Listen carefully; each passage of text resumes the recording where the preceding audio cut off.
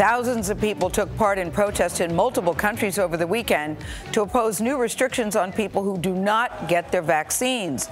Demonstrations in Paris turned violent, as you see, over a law requiring people to show that they've been vaccinated or tested negative to enter restaurants, planes, and other public spaces.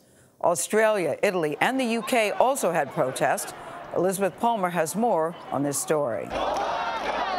Thousands of demonstrators came out on Saturday in Paris to protest against stricter anti-COVID measures.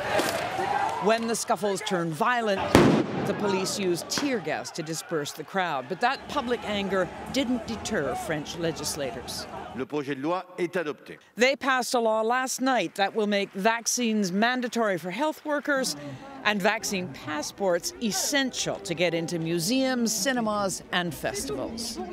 Outside the Louvre Museum on the weekend, checks were already underway, which took Nellie Breton off guard. At first, I was furious, she said, but then I calmed down and realized there were medical reasons to be rigorous. Over at the Eiffel Tower, the system was working smoothly, everyone showing either an electronic proof of vaccination or a hard copy. And for those who didn't have either one, there was rapid on-site testing.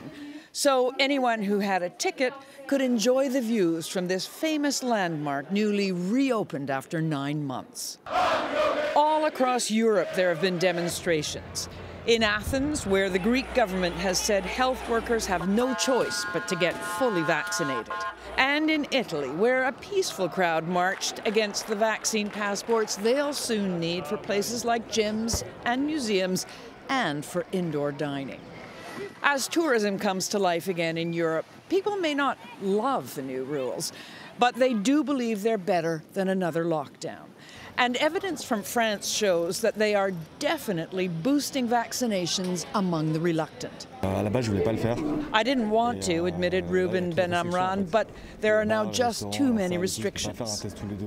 People like Ruben may be more interested in getting a vaccine passport than getting the vaccine itself, but to public health officials, that counts as a win.